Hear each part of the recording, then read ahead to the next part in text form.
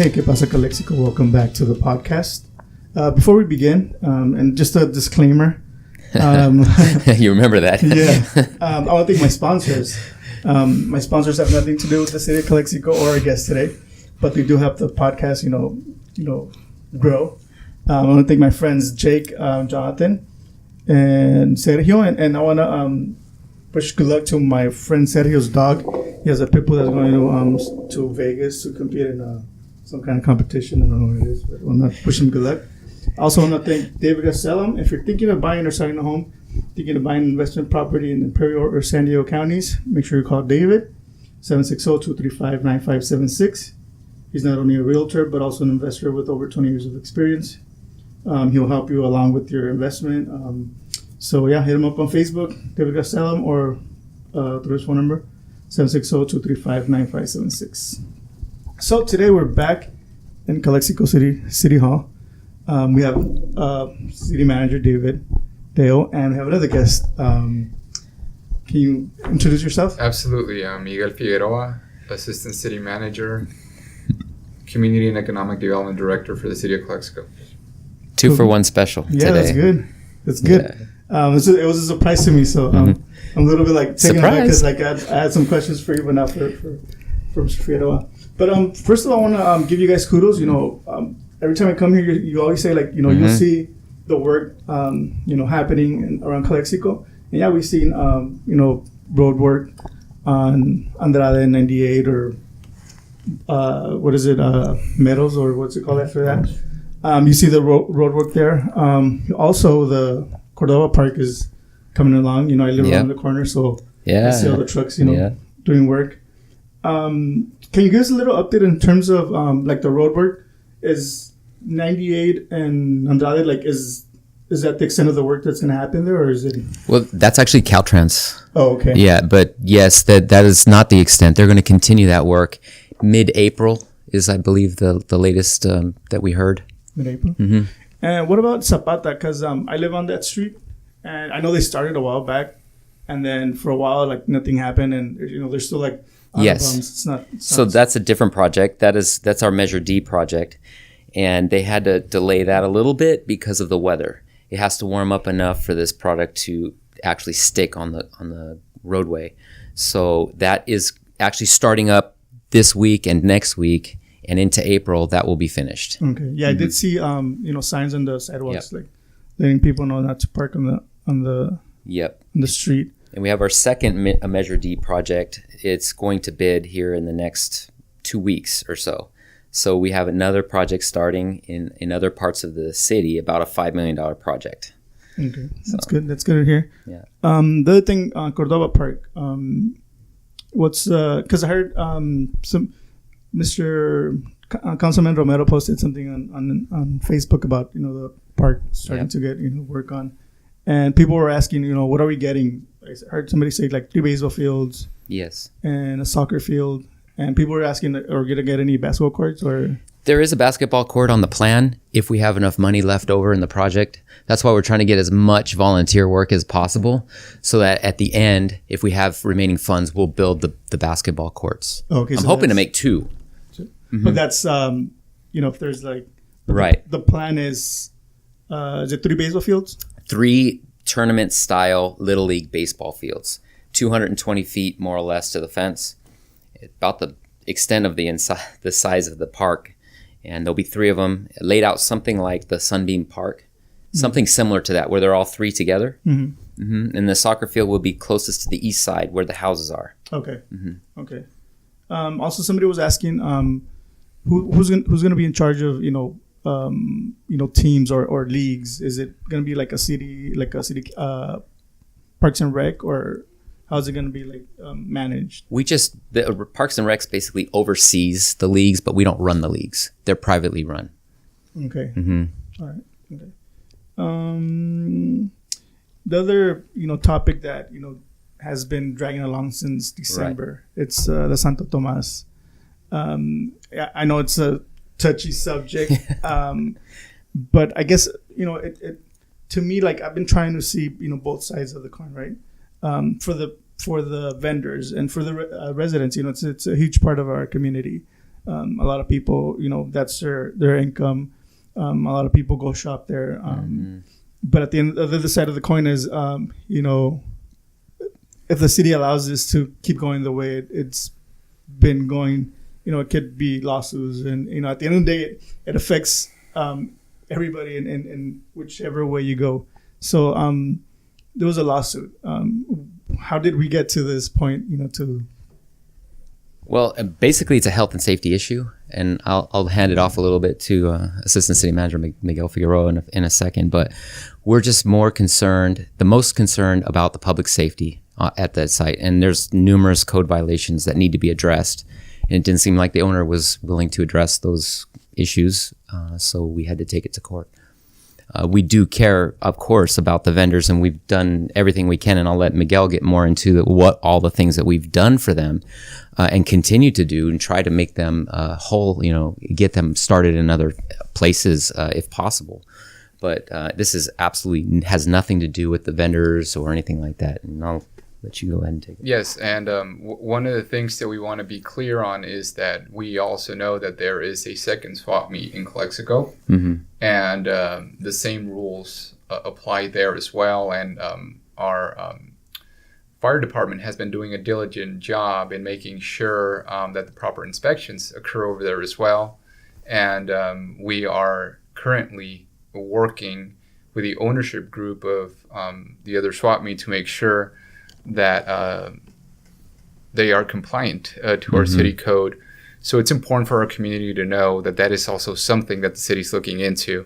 And yes, it's a very sensitive subject.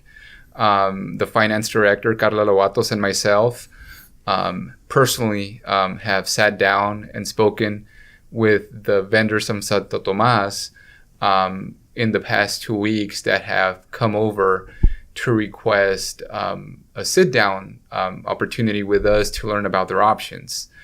We treat each case as its own. It's a case-by-case. Every vendor has a different situation, and we are assisting them as we can. We also understand that there may be miscommunication. That is why we recommend that if anybody has any concerns or comments, that they come to us directly so we can help them promptly. In addition to that, I do want to share that there have been some businesses that currently have moved and located their business in other points in the city of Calexico. We have a couple of them that have gone to different locations on Cole Boulevard. We also have a couple other businesses that have moved to downtown Calexico on First Street. And like those people, the businesses that are moving to like more permanent locations, are they getting any type of help like from the city? So this is where our concept about streamlining the process and using our common sense comes in.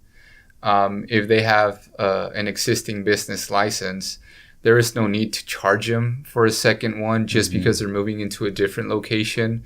I think the least we can do is honor that they've paid already 1 year worth of having their business license.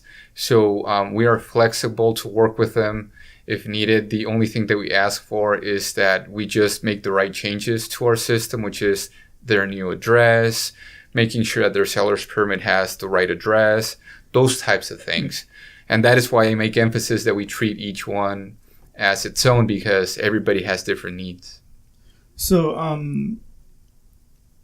say the landowner would comply with all the needs that you guys are requiring from the owner. Things would go quote unquote back to normal in that sense, or in the sense that I know that you want them not to store their merchandise on site. You want them to, like any other swap meet, like in California. If you go to in San Diego, LA, swap meets are they put their stuff out, they take it back with them when they leave. So like if they would meet those requirements, like would business go back to normal? Like here's one distinction that I want to make, and I guess this is where sometimes we have a hard time understanding and avoiding any type of misunderstanding. And that is that there was a public forum that took place at Rodney Auditorium that our city council instructed the city manager and myself to work on and put together. We did.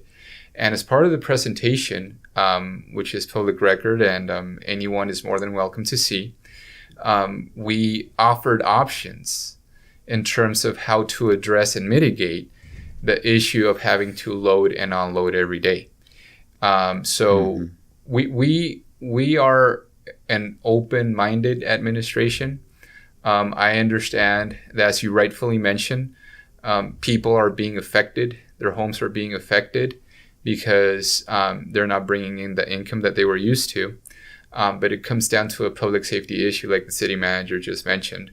And knowing that that's a priority, we are the city, in essence, wants businesses opened, not closed. Yeah. It's just as simple as just following what our city code says. Mm-hmm. And along with what I'm sharing with you, I also want to extend an invitation that if anybody out there, that is hearing this podcast, wants to sit down with us and speak about their unique situation, more than happy to do so. We just need to go through a process of scheduling an appointment. There are other opportunities that we are able to offer depending their line of business.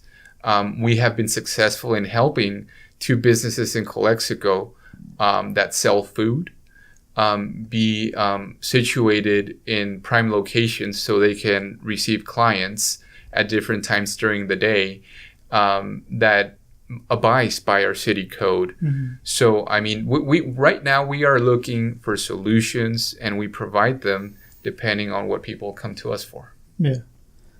Okay. Yeah, because there's a lot of talk, especially.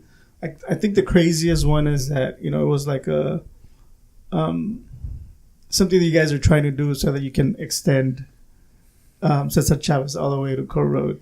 That's something that I've been hearing, and then I heard in the. That's just false. I'll just tell you. Thank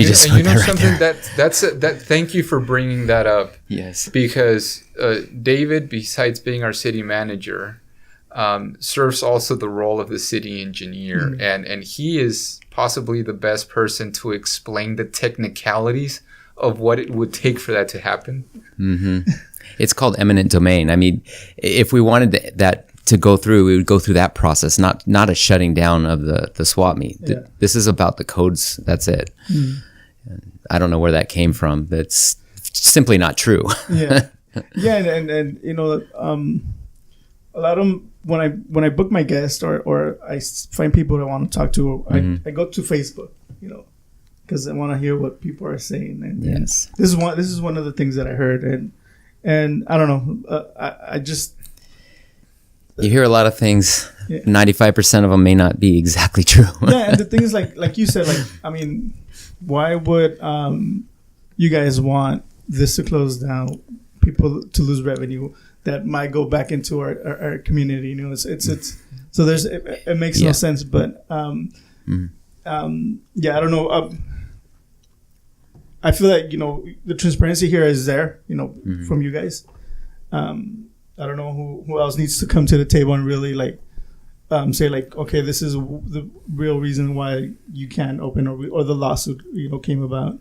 But it's now almost 4 months that this has been going on, and I get the frustration from the people that mm-hmm. work there. But there's because I know that some people are saying the grant, there were some grandfathered in policies or whatever that were extended to the Santo Tomas because of, I don't know, somebody said something on Facebook that they were able to leave their stuff on site because of some grandfathered in policy that was placed back who knows when. But this tragedy happened, so obviously that if it did happen, if this policy that was not being followed because of some grandfathered law or rule, whatever, was true, but then this tragedy happened, then why would you want to keep doing the same thing if it's bound to happen again. Maybe like fix this and let's get it over with, and people can go back to. I mean, first of all, I don't know of any grandfathering in. I mean, essentially, it's just that probably the city didn't enforce it, but from the beginning, that was the rule, that no storage. And I'd like to say also that part of the problem with the fire was the fire department couldn't get into the stalls because it was so packed full of merchandise, and that merchandise was highly flammable and went up very fast. And so that is one of the biggest reasons why we're sticking to that right now. But we're looking at options, as Assistant City Manager said, about maybe some storage in metal containers and trucks, something to that effect. We're looking at those options right now. Yeah, and I mean, I'm glad that some other vendors have found new locations. I did see I think it's some furniture store that's by next to Kotori on ML. So I mean, I'm glad that they found a more viable solution to the issue, and hopefully maybe some of these businesses can find their way downtown and maybe revive it a little bit. It's a we call it like something in disguise, like something good that can happen from this. Yeah. But moving on, the other big issue that I ran into on Facebook was the stray and feral cat problem we have in the city. I work at Calexico High School, and there's a lot of strays and ferals walking around campus. Even in my community, in my neighborhood, there's a lot of strays there. Somebody reached out to me and they're like, "Oh no, yeah, they're gonna fine us if we catch us feeding the strays." Correct. Is that something that's I heard somebody say that it already passed. It just hasn't been approved by the board or something like that. The ordinance passed in November, so that's a law in the books already. Oh, okay. Mm-hmm. And so, I mean, we're sort of in the middle between this fight between save the cats and get rid of the cats, and we came to this conclusion, well, we're just not going to pick up the cats, because the minute that you pick up a feral cat, generally speaking, nobody will adopt them, and so what ends up happening is they get euthanized. Yeah. And so we didn't want to euthanize any animals, right? So we don't have the money to implement what they call a TNR program, which is trap, neuter, and release, which that is the best program by far. Okay. Basically, you take the cats off the streets, you neuter them, put them back. They can't reproduce, but they stay in their territory. They keep other cats away. It reduces the population, et cetera, et cetera. That's the best by far. So you do agree with that being a viable solution to the? It's a solution, but it costs money, and this city doesn't have money to implement that, and no other cities in this valley, I think, have the money to implement that. Yeah. We are looking as a county with the other city managers and the county CEO about maybe doing a regional animal control approach, and the idea has been floated to put it on a ballot measure, maybe in 2020, about implementing maybe a small property tax to fund the animal control. And maybe if that were the case, then the TNR program could be implemented valley-wide. Yeah. And I think that would be the best approach.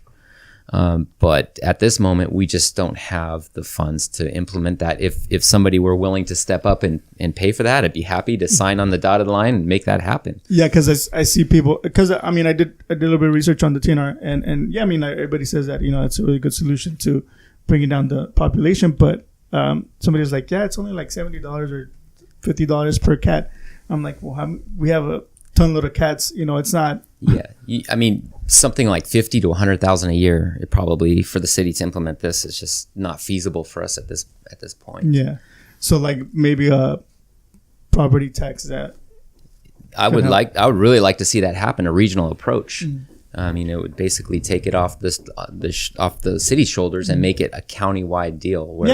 It'll be a win-win for everybody. You would keep the people who are in favor of TNR, and then the people who want to get rid of the stray cat population down.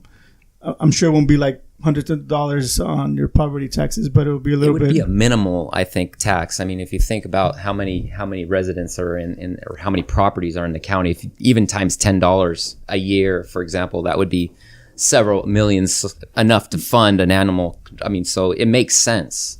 It's just the timing has to be right to put it on the ballot, right? You don't want to put it on the ballot with other tax measures and so forth. Yeah, exactly. So yeah, those were my big topics. I don't know if you guys have anything else that you wanna and then I'm gonna go to the questions that people. If I may. Sure, of course. Okay, so I think, Jose, it's a great opportunity to inform our community about a couple of things that are going on. And the examples of the work that I'm going to share with you are things that don't come easy, take time, because in order to get to that point, there's a lot of remediation that needs to happen internally. And also a lot of proactiveness in reaching out to agencies that, once again, can be willing to work with the City of Calexico. The Housing and Community Development Agency, state agency, has been one that I've personally given my dual role here, which on one end is community economic development, has been to reestablish a channel of communication with them. And the purpose of that is because the city has been missing out on millions of dollars of program funds to provide basic services to our community. Unfortunately, for the past 4 years, the city has missed out on opportunities to attract some of these dollars that can serve for first-time homebuyer loans, home rehabilitation loans. Fortunately, we have once again received their support based on what we've shown them in terms of how we handle our internal protocols, procedures, communication amongst departments. And we have been successful in obtaining, once again, a grant for these 2 loan programs, which we will begin to implement in 2 months.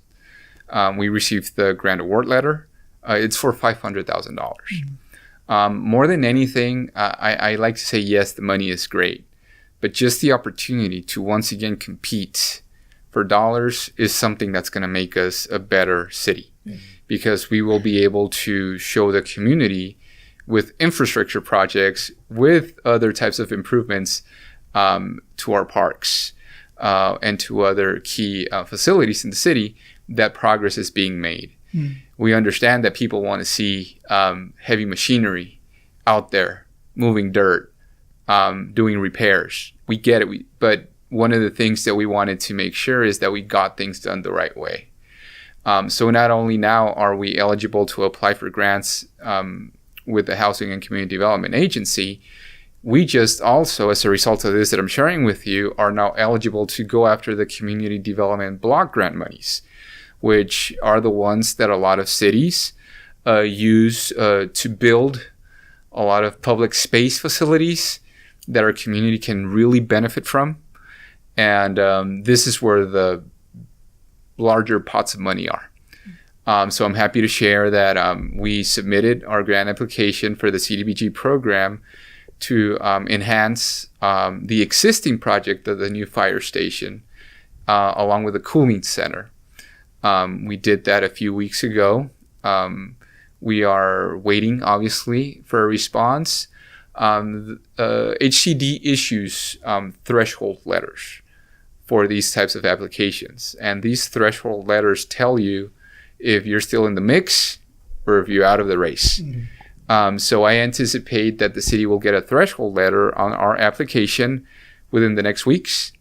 And we will be informing the community via our city council meetings, so we can keep everybody in the loop in terms of where we are on that process, which is going to be big. It's going to, if we are able to succeed and get that money, we are now going to begin once again to see in our city projects being built without general fund money, which is the key here. Yeah. That's one of the strategies that we obviously have in place to make sure that we alleviate our general fund. As we have been informing in our city council meetings, the city is making strides in leaving the red behind and focusing on the black numbers, which is a very good thing. Yeah. I believe that these are the things that eventually will show our citizens that progress is being made. Downtown, I want to touch on that as well, because along the lines of being able to access state monies, the city was successful in receiving a grant from SCAG, the Southern California Association of Governments, to their through their community sustainable Sustainable Communities Program. I apologize for that. We received $200,000, and they're going to go towards what we call the Rockwood Plaza Promenade, which is going to be the closure of Rockwood Avenue from between 1st and 2nd Street in downtown, with the idea and the concept to reignite the downtown economy by being a little creative as to what we do with that space. And we're going to be having public forums in which we're going to be inviting our community to come and learn more about this project, because once again, we feel that it can be the detonator to bring downtown to where it has to be. Along with that, we've began to have some conversations with one property owner in particular of a large building in downtown that's currently empty. So we can begin to integrate something that City Council approved last year, which is the mixed use for downtown, which is residential and commercial. Okay. And we have some new businesses in our city that have been with us possibly for the past 2 years, that we are extending an invitation for them to consider a potential location in downtown. So there is a lot of work going on right now that we feel we will begin to see the benefits of it very soon. So okay, that's awesome, because all these things take a while to especially since we were like in the red, and then we lost so many grants because of what was happening. Now we're getting to where we need to be, and you're not going to be able to attract in new money, new development, if you don't become a city that can receive with open arms all these opportunities. What I mean by that is that there is a lot of work still that we need to do internally in terms of how we help retain and attract businesses. But we feel that we are beginning to address those issues. Streamlining processes is huge and something that we're pushing for very hard. We have an internal control system, if you want to call, in which we have we're going to begin to track projects in a different way. We have brought in the services of an urban planner that certainly is going to help that. And all that translates to the customer service we offer here at City Hall. So we want to let the community know that customer service is something that we are looking to improve, because we know it's not where it should be. Yeah. Well, that's a lot of good news for the city. Like I said, it takes time, and I think I think we're getting there to where it kind of feels like there's something in the air that kind of makes you feel that there's a change going, not only in Calexico but in the valley. A lot of people are, especially me, that I've been kind of looking around the cracks of Facebook and kind of like looking at the positive, not the negative.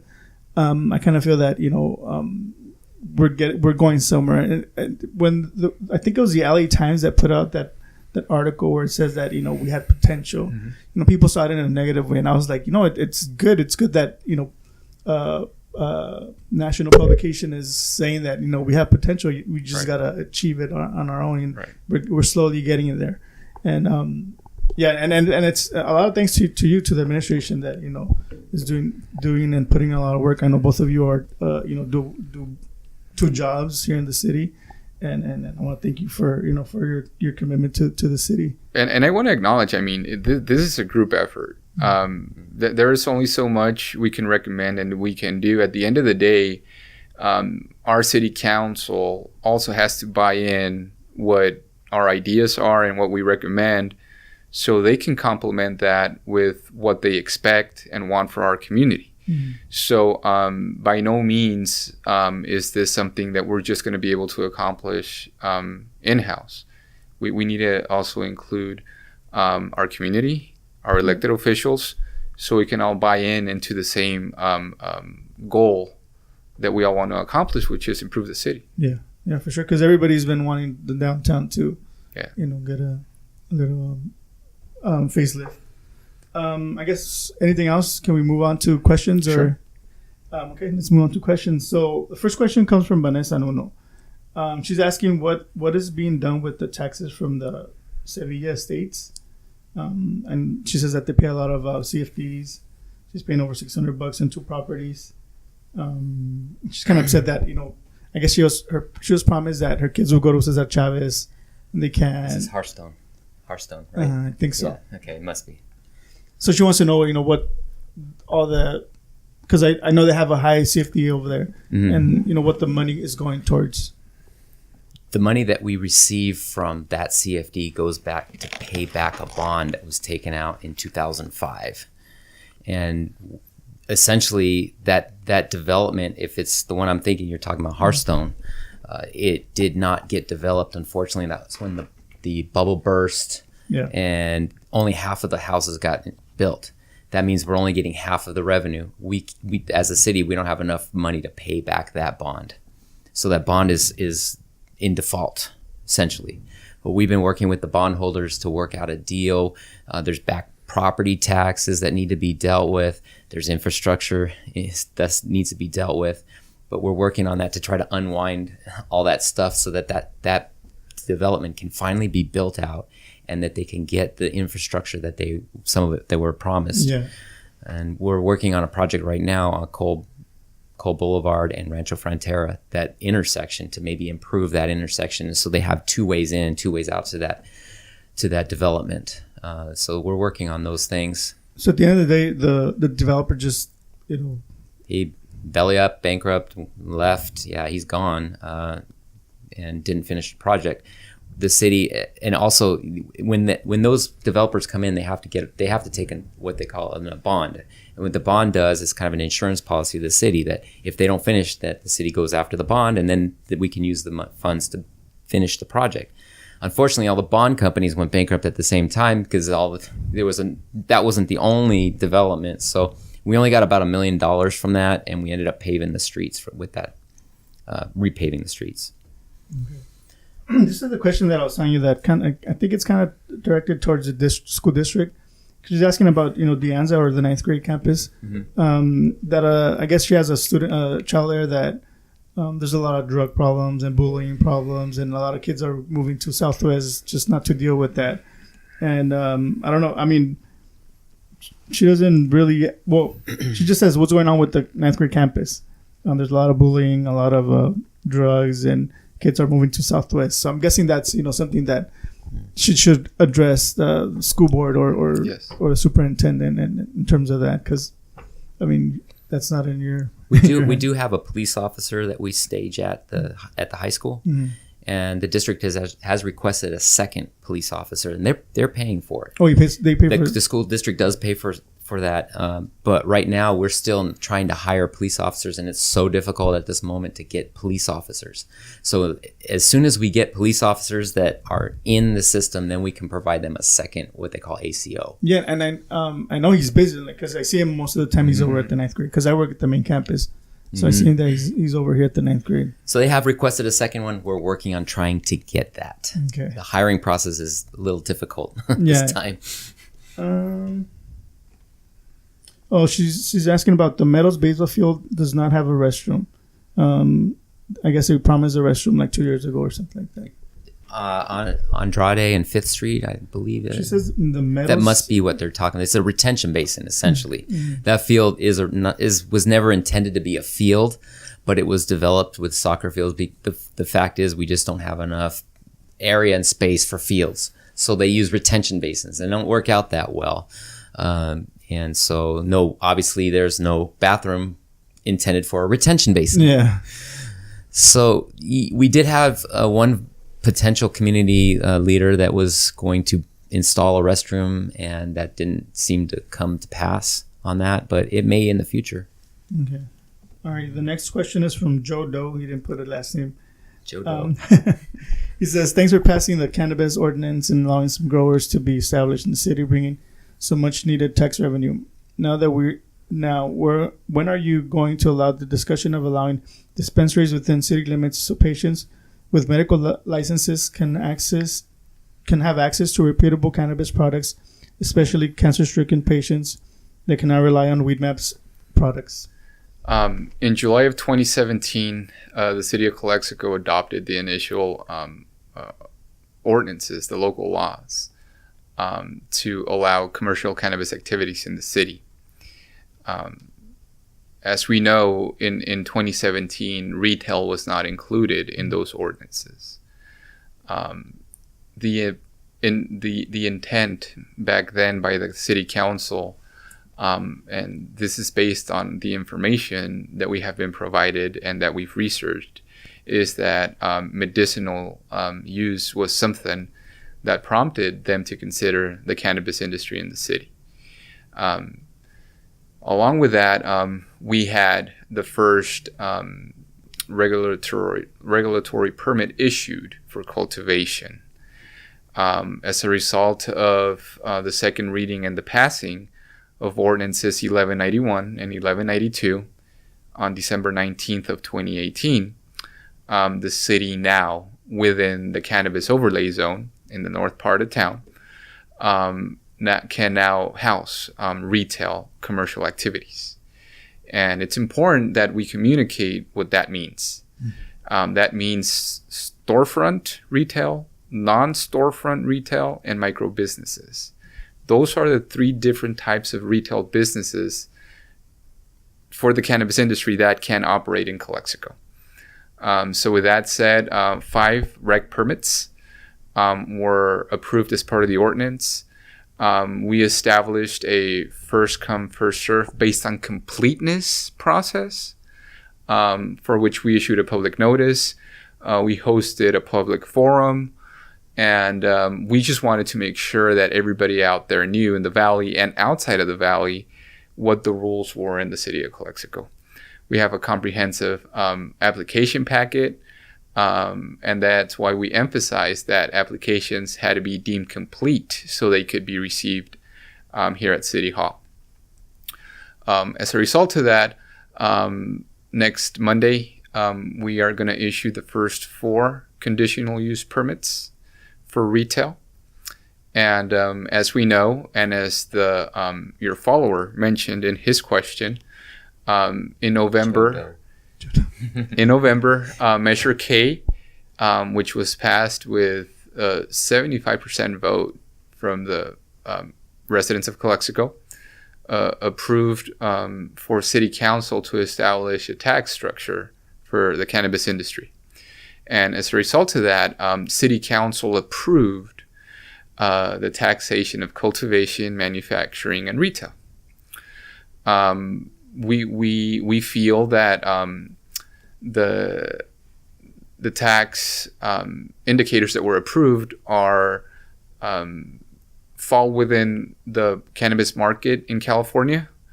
So by no means are we trying to impede outsiders to come in or people to open up retail shops here, because we feel that it's a very competitive, it's a win-win for the city and for whoever gets the rec permit, right?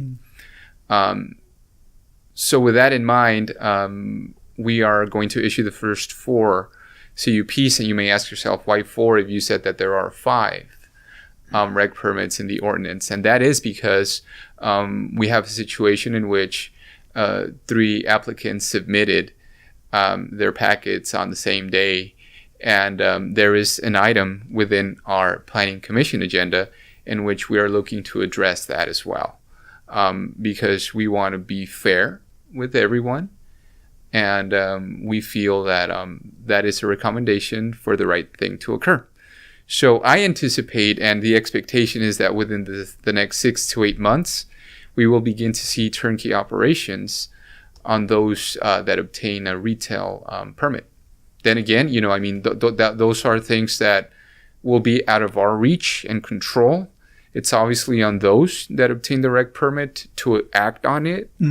The city at the same time is also being extremely cautious to make sure that the intent of why a rec permit for retail is given gets used. We don't want to see nobody just sitting on permits here, because as you rightfully mentioned, the city needs the revenue as it was established in Measure K, and the intent is for public services, which is what we have been talking about in this podcast. Yeah. So that is currently where we stand with that. Okay. Alrighty. So he had another question. How are you showing residents the animal control services are improving? And is there a possibility of finding additional animal control officers so there is coverage in the late afternoon when the other 2 officers leave at 3 p.m. and on Sundays? So we did a number of improvements at the animal control shelter. It was just a year ago where I walked through the animal control shelter and it was just really bad and quite frankly a little bit dangerous for the animals. The cages had sharp edges and so forth. There was no place for the dogs to run, and so we had a dog run installed in the back, and we had new cages built. And actually one of the animal control officers is a certified welder, and he built the cages for us. And so we're about ready to put those into service. It's a great thing. We've improved the shelter 10 times over. We got new lights, we got heaters. There's things that are happening at the shelter.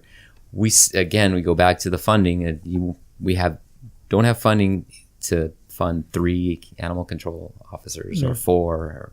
It goes back to the same thing we discussed before, where we're looking at a regional way of looking at this from the county's perspective, and hopefully that goes through. That would really take care of animal control needs in the entire county. Yeah, and I mean, I know that the county also, the Humane Society in the county is also like always packed. Yes. So I mean, at the end of the day, it kind of falls back on the owners. Like if you're gonna get a dog or a cat, it's a commitment you're making to that animal and to the community, because like at the end of the day, if you get it and you decide not to keep it and you go throw it out in the field somewhere, it's going to get picked up and it's going to come back and affect the community. So right. I mean, just keep in mind that if you're going to decide to get a pet, I have a dog. Spay, neuter. Yeah, spay and neuter. That, and especially a cat, because cats are way easier to reproduce. But for me, like I have a dog, and I know I know we say like it's having another kid, but I mean it is like if you're gonna go on vacation and you can't take your dog, you gotta look for a sitter, right? Or like food. Like for me, like it's waking up early and taking her out to the restroom and bringing her back to bed and going back to bed myself. It is like kind of like having a child, so it's a big responsibility that also falls back on the owner. That exactly. But yeah, let's go on to the next question, and it's addressed to you. It's from our friend Gil. Gil Rebel, yeah. Dancing with the Stars, Gil. That same one? Yeah. A couple weeks ago, I had an interview with him, and he did an impression of you. And I don't know if you heard it, but he's asking if you were happy with his impression of you. I didn't see it, unfortunately. I've been ignoring it. I'll send you the clip. But he also asked if you could go back to the first day as a city manager, what's the one thing you wish you would know? You would have known. What I was getting into. That's a simple answer. Yeah. And you mentioned Dancing with the Stars. Are you gonna be a contestant on? I am May 3rd. Yes, it's at the Q Casino near Yuma this year. So yeah. So I really don't know much about the event. Like, what is it? It's a fundraiser for IVROP Foundation. They give scholarships, and so it's great. It's a great foundation that's really encourage people to do this. Maybe you can do it next year. No, I'm not that big of Miguel, a... Maybe Miguel will do that.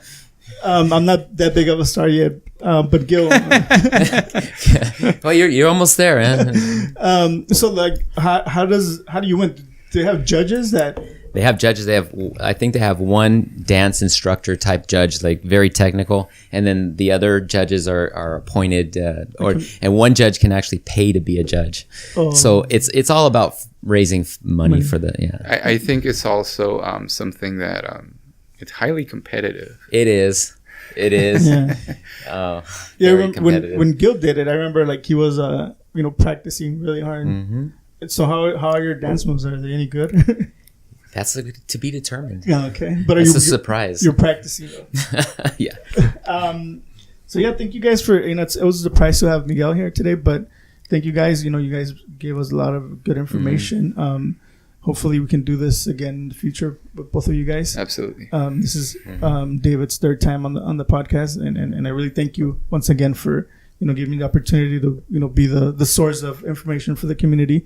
We're getting there where more people are listening, more people are tuning in, and I was surprised that I got more questions this time around.